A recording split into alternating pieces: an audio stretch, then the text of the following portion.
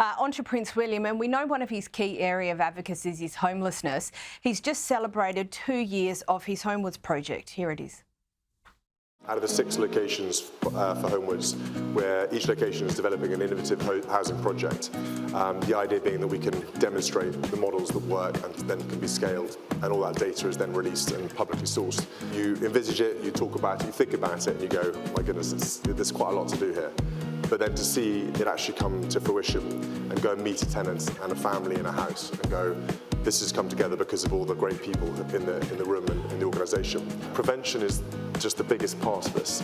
We can do so much if we prevent it happening in the first place. So people don't go on that journey of poor mental health, sleeping rough on the street, complete family breakdown. We know this is an area he's passionate about. We talk about it occasionally on the show.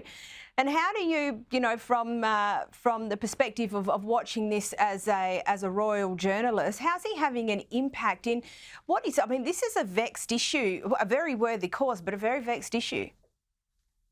Well, it is. It's certainly a very political issue as well, because Prince William is going to need the support of the government. He's going to need support of local communities in order to bring those charities and local sectors together.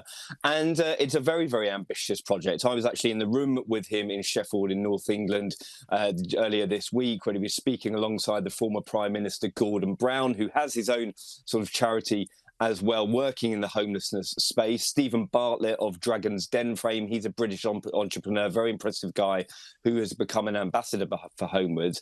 And it's trying to essentially look at the causes of homelessness and trying to solve the intricacies of what happens when people end up homeless. It's not just street homelessness.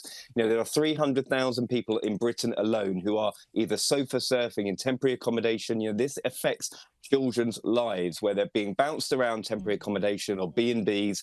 And so they're trying to sort of look at that concept and try and change it in 6 areas in the UK. And then hopefully that can be rolled out throughout the local authorities in Britain and beyond. So it is an ambitious project. But as Gordon Brown told me on Tuesday, he was saying, it's a fantastic achievement what's already been done. Prince William is a convener of peoples and organisations, and he's certainly continuing his mother's legacy. We look at what Princess Diana did for AIDS and HIV sufferers, and of course what she did in the homelessness space, which really has been Prince William's inspiration. So long may it continue. And I think, as Gordon Brown said, he sees this as a real success story in the making. So good luck to him. And how fabulous. And obviously, those comments around prevention being the most important part. If you can stop people getting on the slippery slope, it makes dealing with that issue so much easier. And just lastly, the UK Telegraph has reported that the Ukraine has apparently applied to host the Invictus Games. How did this come about? What do we know so far? Well, of course, we saw Prince Harry just a few months ago travelling to Ukraine. That was a surprise trip. He turned up to support the Ukrainian former servicemen and women who are in hospital, still undergoing some treatment, and really life-changing the results have been for the whole Invictus family. So could this be a prospect? Of course, in next year we have it back in the UK. That'll be quite an interesting proposition for Prince Harry, because it's been a long time since 2014 he hasn't been in the UK for the Invictus Games. We're all around the world. Of course, we were in Sydney just a few years ago, but it would be a fantastic achievement if Ukraine could do it. And I think what we'll be looking to is possibly sort of 5 to 10 years' time of Ukraine. I mean, the country could be very, very different there. Awful lot of issues there with the ongoing war. But I think if Prince Harry can support Ukraine in any way he can, he certainly will be trying to.